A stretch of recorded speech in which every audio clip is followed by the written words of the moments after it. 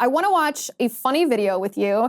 And when I say funny, it's not like a ha-ha funny, it's like savage funny. This is Tucker Carlson. Over the weekend, Tucker Carlson interviewed many of the Republican presidential primary candidates in Iowa.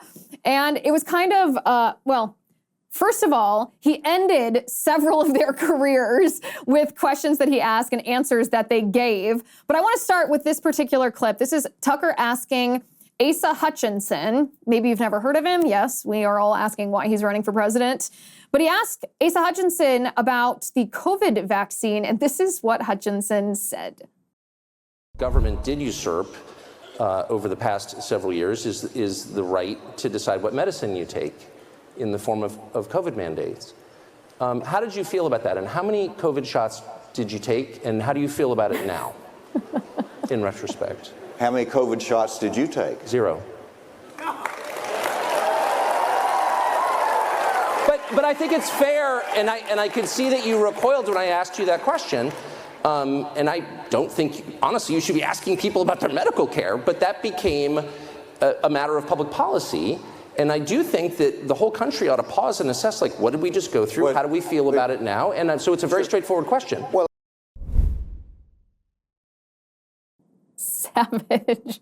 So savage. First of all, you have to wonder why Asa Hutchinson doesn't want to answer this question, right? Because my analysis of this situation is Asa Hutchinson doesn't want to answer this question because he probably got a bunch of COVID vaccines and he probably doesn't regret it. And yet he knows that the Republican electorate, by and large, reject the COVID jabs, and he doesn't want to turn off the people who he wants to vote for them, but is he really representing them if he got these COVID jabs and he doesn't regret them if he stands by them? It's political hypocrisy in action. But I got to tell you a personal take here. When I watched this video, I laughed, of course, just because it's subjectively funny. Tucker has a unique skill set of being able to ask astute questions to beget really interesting answers while also being extremely entertaining. Like, that's just, it's not even a gotcha question. It's just good television.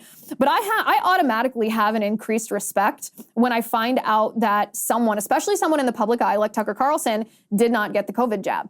It's my human reaction when I suspected that Tucker did not get the COVID jab because he was one of the only Fox hosts that wasn't bragging about it, that wasn't advertising for it.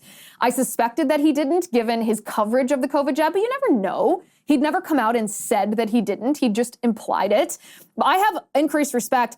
And here's my edgy viewpoint, but I think this is really important to our culture. I also, conversely, I'm disappointed when I hear that someone who I at least formerly respected, someone that I respect, did get it.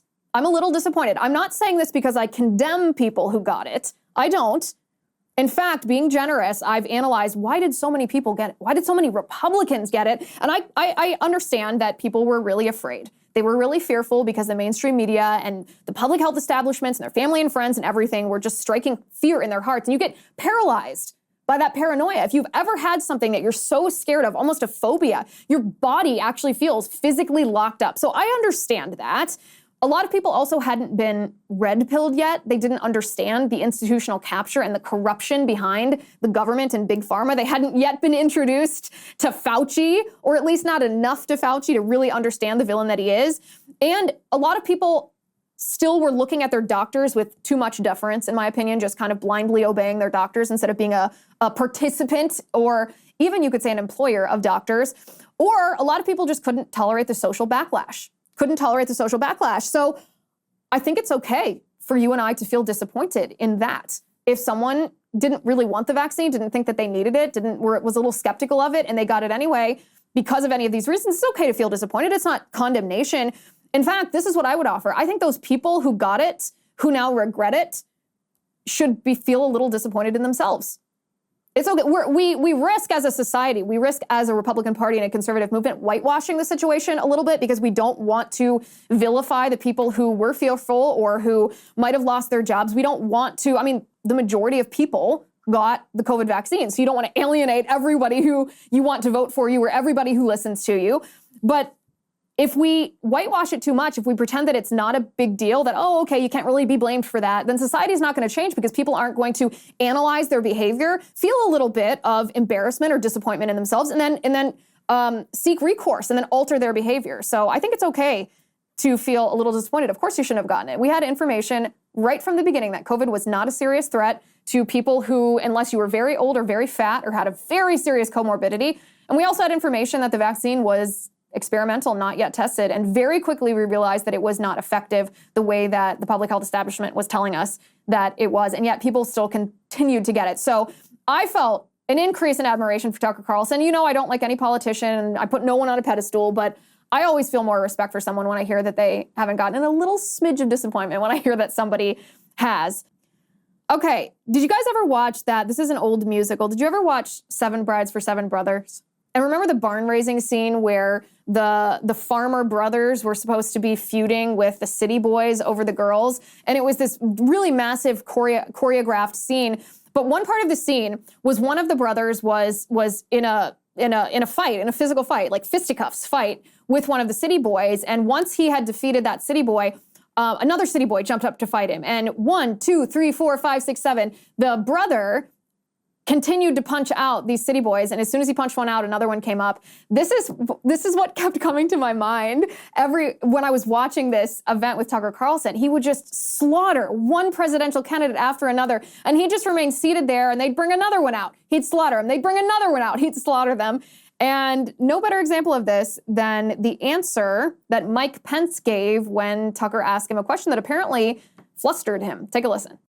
You are distressed that the Ukrainians don't have enough American tanks. Every city in the United States has become much worse over the past 3 years. Yeah. Drive around. There's not one city that's gotten better in the United States. Right. And it's visible. Our economy has degraded.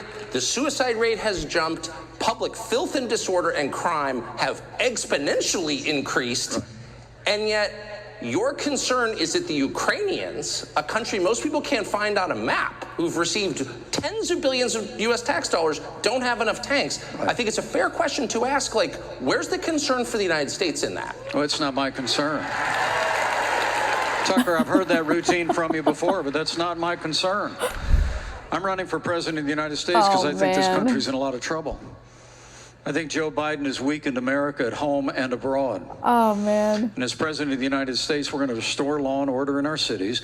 We're going to secure our border. We're going to get this economy moving again. And we're going to make sure that we have men and women on our courts at every level that will stand for the right to life and defend all the God-given liberties enshrined in our Constitution.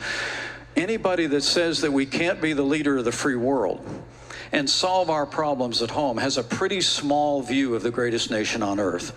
We can do both. And by the way, not only that obviously ended Mike Pence's political career here, and he knew it. He knew it. Hi guys, it's Liz Wheeler. Don't forget to watch my show, The Liz Wheeler Show, every night at 7 p.m. on the First TV. You can download the free First TV app, or you can visit thefirsttv.com/Liz and start watching today.